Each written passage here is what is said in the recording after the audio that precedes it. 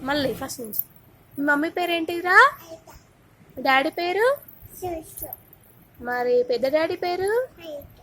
పెద్ద డాడీ పేరు సంపత్. పెద్ద మమ్మీ పేరు శ్రీలత.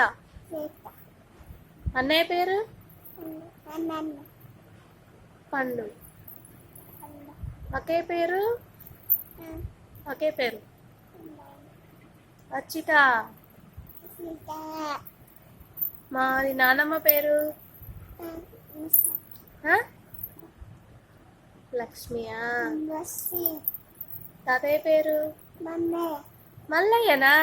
అబ్బో, తాతయ్య పేరు బాగానే తెలిసే. అత్త పేరు